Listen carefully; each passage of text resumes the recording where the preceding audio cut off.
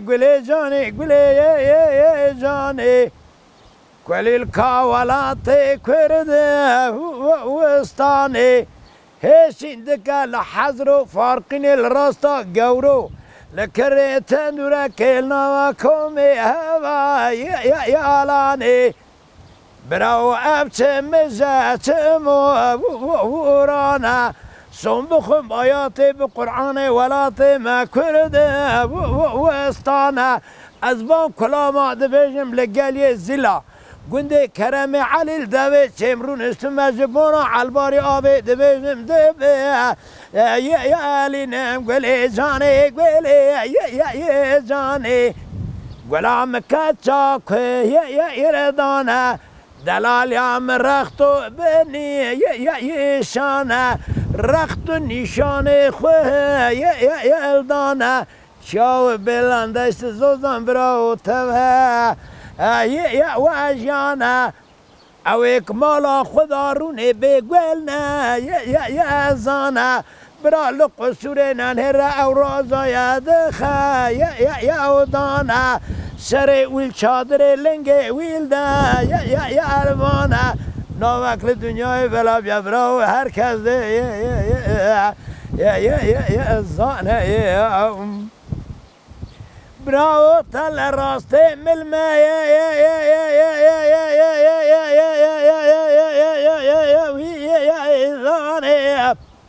تو دینا خوب ده ظلم زلالت ولات کرده یستانه به سوز به خطا گنده کرده شوتاندن آگر به یردانه افچه مزه چمو ورانه ولات ما کرده وستانه حچه دزانه بخود وزانه او خناز نکن زانه برا هر کلا آمده جیکوه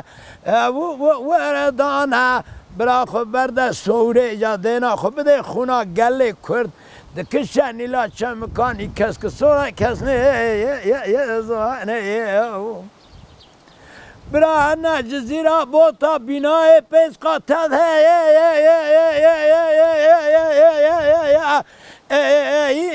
الشانب اکا بار نکن خورد گنجه متمال بنی دیوارا دا یا امانه اکا بار نکن برا خبر نه جولا مرگه هر نه ویرانه جولا مرگه بالا خبر نه ظلمه و زلالت خونا کس که سور پیل بده ده نوا کبه